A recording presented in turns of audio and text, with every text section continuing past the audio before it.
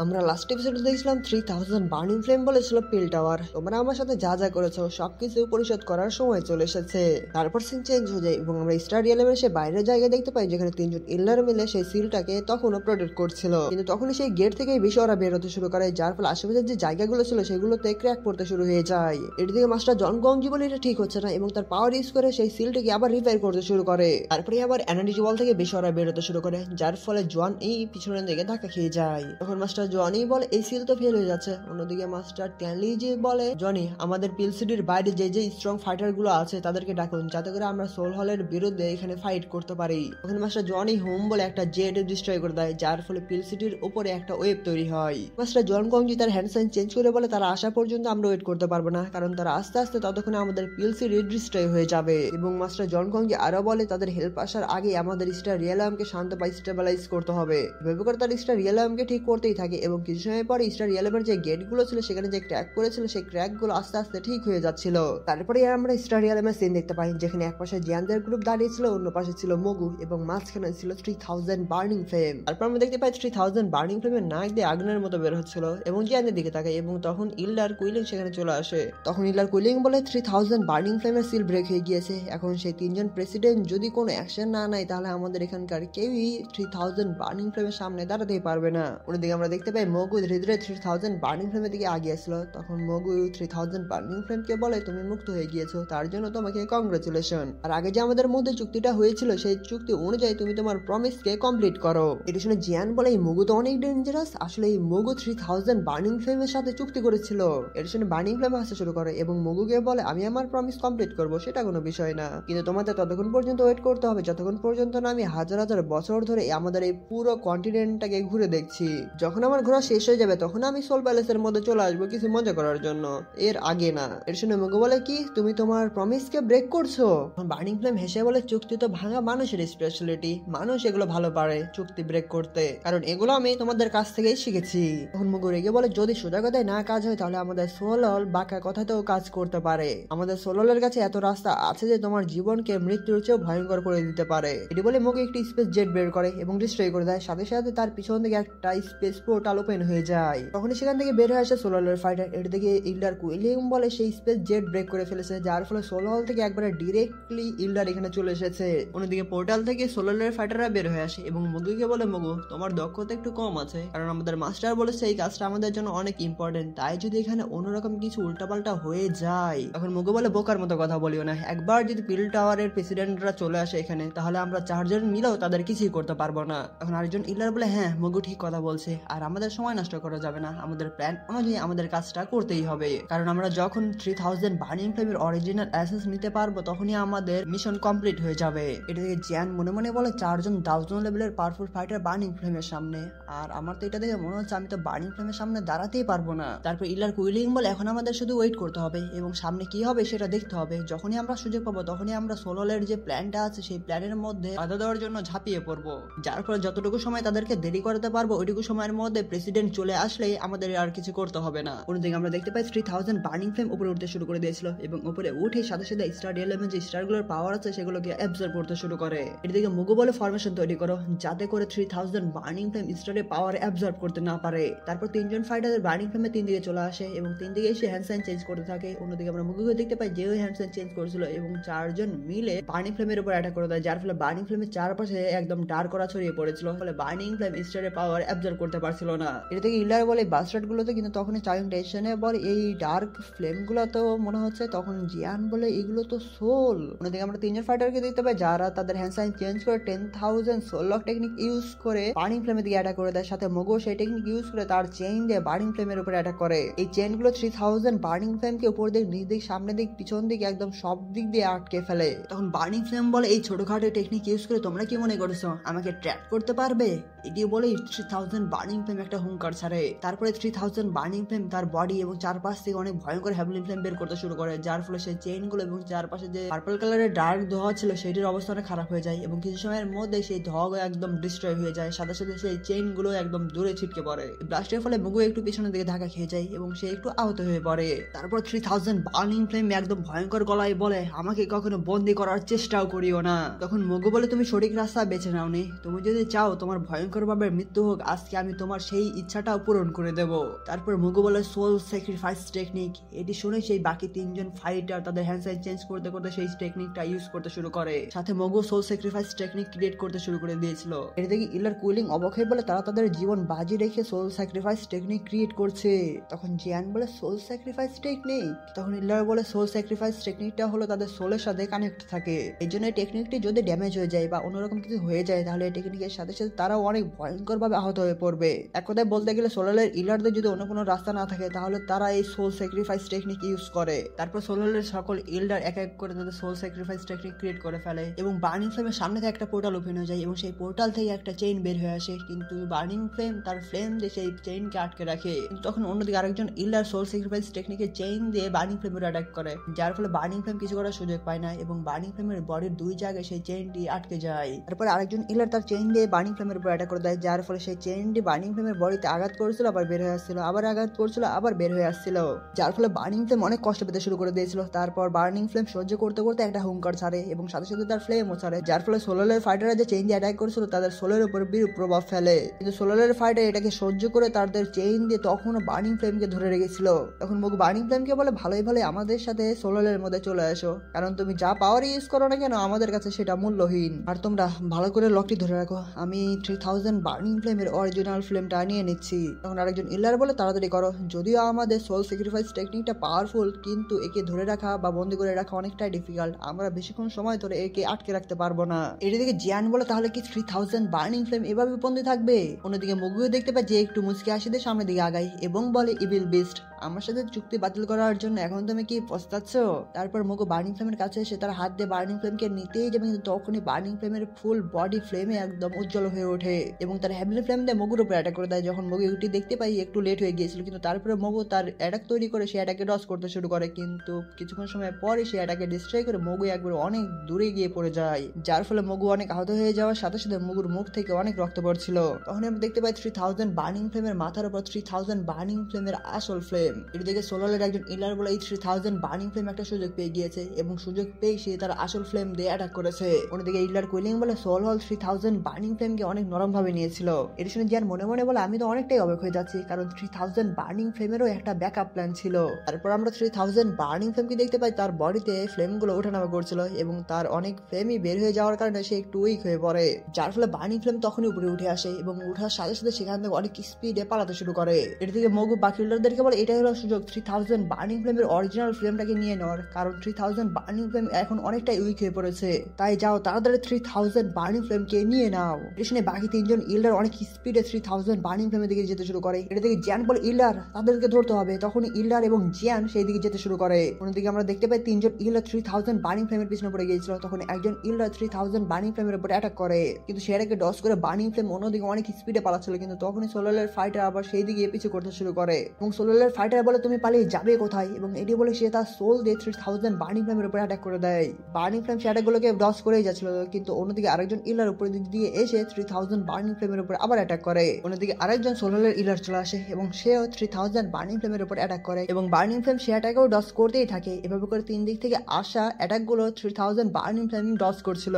3000 burning flame DOS করতে করতে চারদিকে তাকাই এবং চারদিকে তাকিয়ে দেখতে পাই কালো ধোঁয়া একদম তাকে ঘিরে ফেলেছে। তারপরে বার্নিং ফ্লেম এবার হেভেনলি ফ্লেম দিয়ে অ্যাটাক করে, যার ফলে যে কালো ধোঁয়ার শিল্ডটা ছিল সেই শিল্ডটা ডিস্ট্রয় হয়ে গিয়ে সকল ইলার পেছনের দিকে তাকিয়ে যায় এবং একজন ইলারের পিছনে তখনই বার্নিং ফ্লেম চলে আসে। তখন সেই ইলারও তার পাওয়ার ইউজ করে সে অ্যাটাকে ডস করতে থাকে, কিন্তু এই অ্যাটাক ইলারটাই থামাতে পারছিল না, যার ফলে ইলার আস্তে আস্তে পিছনের দিকে ধাক্কা খেতে শুরু করে এবং পিছনে থাকে স্পেসও ধীরে ধীরে ব্রেক হয়ে যেতে শুরু করে। তখনই বার্নিং ফ্লেম সেই ইলারকে একদম ঝাপটে ধরে ফেলে এবং তার হেভেনলি ফ্লেম দিয়ে সেই ইলারকে পুরাতে পারাতে একদম ভ্যানিশ করে দেয়। এদিকে বাকি দুই ইলার অনেক ভয় পেয়ে যায় এবং বলে ড্যাম, এটা আবার কোন ধরনের পাওয়ার। তারপর আমরা বার্নিং ফ্লেমকে দেখতে পাই যে একটু ক্লান্ত হয়ে গিয়েছিল। এদিকে সোলারের ফাইটাররা বলে একে দেখে মনে হচ্ছে অনেকটা ক্লান্ত হয়ে গিয়েছে এবং অ্যাটাক করে। তারপরে একজন সোলারের ফাইটার সামনে আসে এবং তার হ্যান্ড সাইন চেঞ্জ করে একটি ফরমেশন তৈরি করে এবং এই সোল ফরমেশন দিয়ে 3000 বার্নিং ফ্লেমের উপর অ্যাটাক করে দেয়। এদিকে বার্নিং ফ্লেম পালাতে শুরু করে কারণ তার এনার্জি অনেকটাই কমে গিয়েছিল, কিন্তু সোলারের ইলারের সেই অ্যাটাক গুলো 3000 বার্নিং ফ্লেমের বডিতে অনেক জায়গায় লেগে যাচ্ছিল। 3000 বার্নিং ফ্লেম পালাতে থাকে এবং সোল অ্যাটাক গুলো 3000 বার্নিং ফ্লেমের বডির চারপাশে এক এক করে ব্লাস্ট হতেই থাকে। এগুলো দেখে ইলার কুইলিং বলে আমার মনে হয় না 3000 বার্নিং ফ্লেম আর সহ্য করতে পারবে। তখনই আমরা দেখতে পাই মগু অনেক স্পিডে 3000 বার্নিং ফ্লেমের দিকে যায়। এটি দেখে জিয়ান ইল্লার কুইলিংকে বলে, আপনি কি মগু এবং আরেকজন ইল্লারকে আটকে রাখতে পারবেন? যদি পারেন তাহলে বাকি যে দুইজন আছে সেই দুইজন ইল্লারকে আমার উপর ছেড়ে দিন। এটি বলে জিয়ান তার ডেমন পাপেটকে বের করে ফেলে। তখন ইল্লার কুইলিং বলে, ডেমন পাপেট? এবং জিয়ানকে হুম বলে। এটি বলে জিয়ান এবং ইল্লার কুইলিং সেই ফাইটের দিকে যেতে শুরু করে এবং জিয়ান মনে মনে বলে, আমি কখনোই 3000 বার্নিং ফ্লেমকে সোলকে নিতে দিব না। এটি বলে জিয়ান ডেমন পাপেটকে নিয়ে অনেক স্পিডে সেদিকে যেতে শুরু করে এবং উপর দিক দিয়ে ইল্লার মগু জিয়ানকে দেখে অনেক রেগে যায় এবং বলে, জিয়ান আজকে তোমাকে মৃত্যুর স্বাদ গ্রহণ করিয়েই দিব।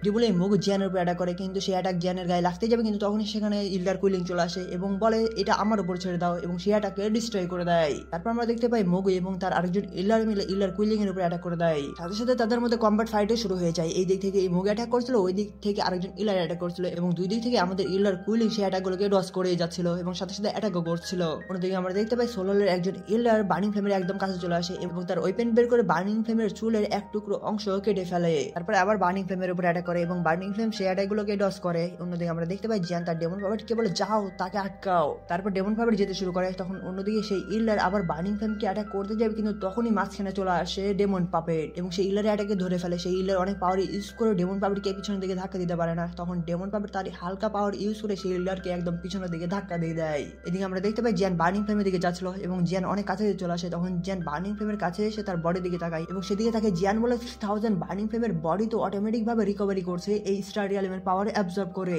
তারপরে জিয়ান অনেক স্পিডে বার্নিং ফ্লেমের সামনে চলে আসে এবং তার হেভি রোলার বের করে বার্নিং ফ্লেমের দিকে একটি স্ল্যাশ অ্যাটাক করে। তখন বার্নিং ফ্লেম সেই অ্যাটাকে ডজ করে থাকে। তখন জিয়ান তার গ্লিস ফ্লেম বের করে ফেলে এবং বলে, আমার হেভেলি ফ্লেমের সাথে ফাইট করতে চাও? কিন্তু আমার হেভেলি ফ্লেমের সাথে ফাইট করতে তোমার সামর্থ্য আছে কিনা তার উপর ডিপেন্ড করবে। আসলে জিয়ান এই কথাটা বলেছিল কারণ জিয়ান জানে বার্নিং ফ্লেম অনেক এনার্জি শেষ করে ফেলেছে। এই জন্য জিয়ানের কথা শুনে যাতে বার্নিং ফ্লেম নার্ভাস হয়ে যায় এই জন্যই বলেছিল জিয়ান। তখন সেই স্ল্যাশার ডিস্ট্রয় হয়ে যায় এবং সাথে সাথে বার্নিং ফ্লেম জিয়ানের উপর অ্যাটাক করতে চলে আসে। তখন জিয়ান তার হেভি রোলার বার্নিং ফ্লেমের মুখের মধ্যে রেখে সেই অ্যাটাককে ডজ করতে শুরু করে, যার ফলে সেখান থেকে অনেক ভয়ঙ্কর ভাবে ওয়েভ তৈরি হচ্ছিল। তারপর জিয়ান তার গ্লেস ফ্লেম দিয়ে আবার বার্নিং ফ্লেমের উপর অ্যাটাক করে এবং তাদের মধ্যে ফাইট শুরু হয়ে যায়। তখন বার্নিং ফ্লেম তার বডির এক অংশ দিয়ে জিয়ানকে পিছনের দিকে ধাক্কা দিয়ে দেয় এবং সাথে সাথে বার্নিং ফ্লেম তার হেভি ফ্লেম দিয়ে জিয়ানের উপর অ্যাটাক করে। জিয়ান যখন এটি দেখতে পায় সে তার হেভি রোলার টেকনিক ইউজ করে সেই অ্যাটাককে ডজ করতে শুরু করে। হেভি রোলার টেকনিক ইউজ করে জিয়ান আস্তে আস্তে বার্নিং ফ্লেমের দিকে এগিয়ে যাচ্ছিল। তারপর জিয়ান অনেকগুলো জেডের বোতল বের করে ফেলে এবং সেটি বার্নিং ফ্লেমের মুখের দিকে ছেড়ে দেয়। এই জেড বোতলগুলো বার্নিং ফ্লেমের কাছে আসার সাথে সাথে ব্লাস্ট হয়ে যায় এবং কিছু জেড বোতল বার্নিং ফ্লেমের ফুল বডিতে ছড়িয়ে গিয়ে সেখানে ব্লাস্ট হয়ে যায়,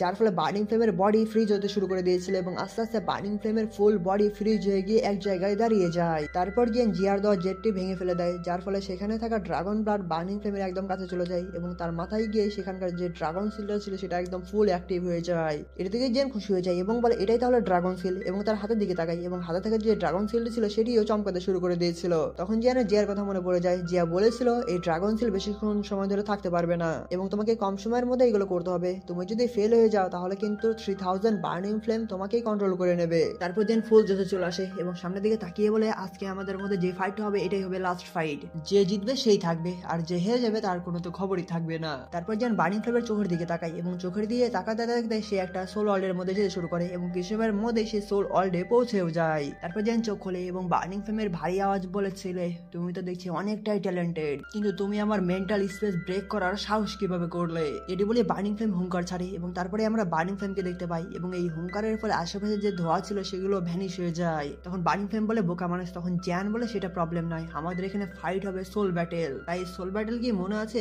মনে থাকলে চলে আসুন।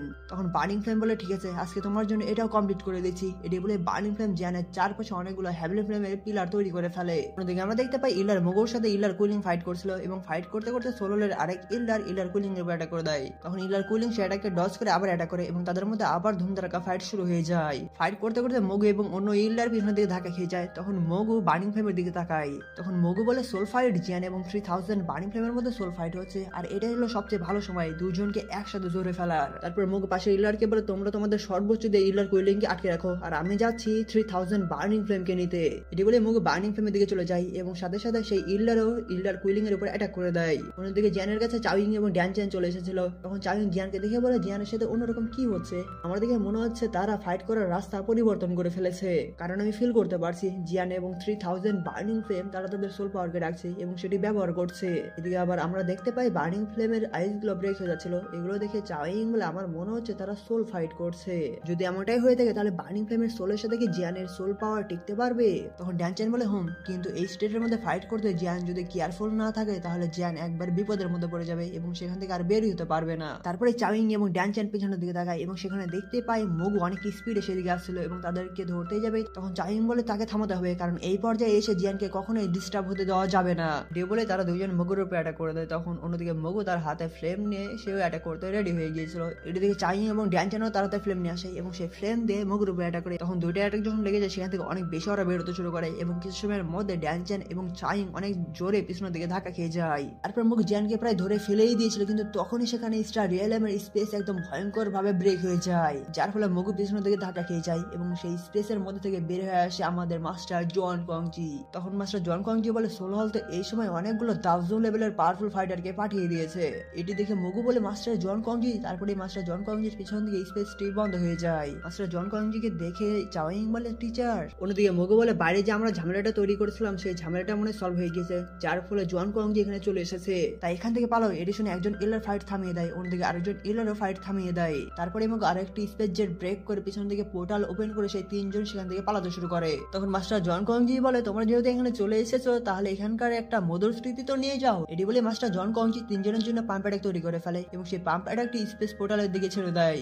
তখন সেই পাম্প অ্যাটাকটি তিনজনের গায়ে লেগে যায় এবং এই পাম্প অ্যাটাকের ফলে দুজন ইল্ডার মনে হয় সেখানে পুরো ভ্যানিশ হয়ে যায়। এই অ্যাটাকের ফলে মগুর অবস্থা খারাপ হয়ে গিয়েছিল। তখন মগু বলে জন কংজি আমি আজকের দিনটা মনে রাখবো। তারপরে স্পেস পোর্টালটি বন্ধ হয়ে যায়। তখন মাস্টার জন কংজি জিয়ানের দিকে তাকায় এবং বলে এই ছেলে তো সোল ব্যাটেল করছে এবং মনে মনে বলে এই ছেলে কি সত্যি 3000 বার্নিং ফ্লেম কে নিতে পারবে। অন্যদিকে আমরা দেখতে পাই জিয়ানের সোল সেই স্পেসের মধ্যে ফাইট করছিল। 3000 বার্নিং ফ্লেম তার হেভেনলি ফ্লেম দিয়ে জিয়ানের উপর অ্যাটাক করতে থাকে এবং জিয়ান এদিকে শুধু সেই অ্যাটাকগুলোকে ডজ করতেই থাকে, কারণ একটা অ্যাটাক যদি জিয়ানের কাছে লেগে যায় তাহলে জিয়ান অনেকটাই আহত হয়ে পড়বে। ফাইট করতে করতে অনেক সময় পার হয়ে যায় কিন্তু জিয়ানকে 3000 বার্নিং ফ্লেম কিছুই করতে পারে না। তখন বার্নিং ফ্লেম জিয়ানকে তার পিলার দিয়ে ঘিরে ফেলে উপর দিক দিয়ে অ্যাটাক করে। তখন জিয়ান তার গ্লিসম্যান দিয়ে সেই অ্যাটাকে ডজ করতে থাকে। এটি দেখে বার্নিং ফ্লেম বলে আমি কখনো ভাবতেও পারিনি যে একজন মানুষের মধ্যে এরকম অতুলনীয় ম্যাজিস্টিক সোল পাওয়ার থাকবে।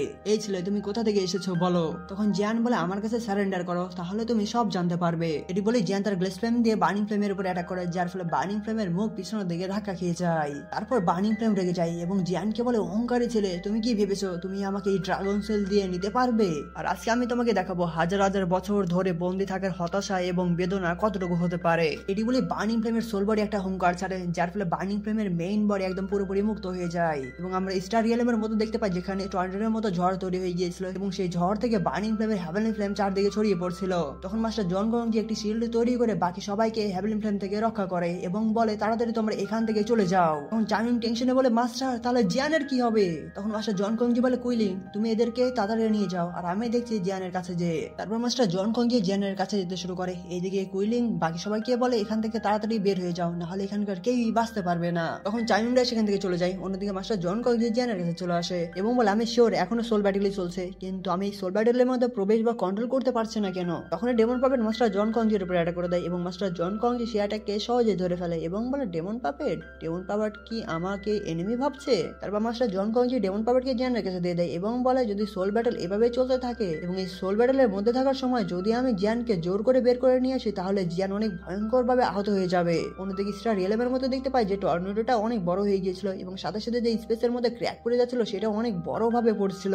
এটি থেকে মাস্টার জন কংজি জিয়ানকে বলে ছেলে তুমি যেহেতু এটার মধ্যে চলে গিয়েছো তাহলে এখানকার সবকিছু তোমার লাকের উপর ডিপেন্ড করছে। এদিকে স্টার রিয়েলমের অবস্থা তো অনেক খারাপ হয়ে গিয়েছিল। তখনই মাস্টার জন কংজি সেই স্টার রিয়েলম থেকে বের হয়ে আসে এবং বলে তিয়ান লিজি এবং জনি তাড়াতাড়ি আমাদের স্টার রিয়েলমের সিলটাকে রিপেয়ার করতে হবে। তারপরে তারা তিনজন মিলে স্টার রিয়েলমকে ঠিক করতে চেষ্টা করে। তখন জনি বলে জন কংজি জিয়ান কোথায়। তখন মাস্টার জন কংজি কিছু বলতে যে অন্যদিকে স্টার রিয়েলমের যে গেট ছিল সেইখানে ভয়ঙ্কর ভাবে ক্র্যাক করে যায়। তখন মাস্টার জন কংজি বলে 3000 বার্নিং ফ্লেমের সোলের সাথে জিয়ান ফাইট করছে আর সেই ফাইটের মধ্যে থেকে যদি আমি ফোর্স করে জিয়ানকে বের করে আনতাম তাহলে জিয়ান অনেক ভয়ঙ্কর ভাবে আহত হয়ে পড়বে। এখন আমাদের সময় হলো যত তাড়াতাড়ি সম্ভব স্টার রিয়েলমকে রিপেয়ার করতে হবে। এটাই হলো একমাত্র রাস্তা যেটার মাধ্যমে জিয়ানের বেঁচে থাকার আশা রয়েছে। তখন মাস্টার জন একটু কান্না গলায় বলে যদি জিয়ানের সাথে সেখানে উল্টাপাল্টা কিছু হয়ে যায় তাহলে আমরা ইয়াও চানকে কি বলবো। তখন মাস্টার তিয়ান লিজি বলে জনি তুমি ভয় পেও না কারণ জিয়ান সেখানে এখনো সোল ফাইট করছে। জিয়ানের কাছে যদি অন্যরকম প্ল্যান নাই থাকতো তাহলে জিয়ান কখনো এই সোল ফাইট করতো না। তাই আমি ড্যাম শিওর তার কাছে কোনো না কোনো প্ল্যান অবশ্যই রয়েছে। এটা শুনে মাস্টার জন কংজি বলে সেই ছোট ছেলের কাছে বিভিন্ন ধরনের হেভেনলি ফ্লেম রয়েছে তাই আমার মনে হচ্ছে জিয়ান নিজেকে রক্ষা করতে পারবে, কোনো প্রবলেম হওয়ার কথা না। এখন আমাদের শুধু ওয়েট করতে হবে স্টার রিয়েলম ঠিক হওয়ার জন্য, তারপরে আমি জিয়ানকে বের করার জন্য কোনো না কোনো রাস্তা বের করে নিব। তারপর আমরা দেখতে পাই স্টার রিয়েলমে যে গেটটি ছিল ছিল সেটি ধীরে ধীরে ঠিক হয়ে যাচ্ছিল। তখন মাস্টার জোয়ানি বলে সে হলো ইয়াচেনের ডিসাইপল, তাই তার সাথে এরকম কিছুই হবে না। এটি বলার পর এখানে এপিসোডটি শেষ হয়ে যায়।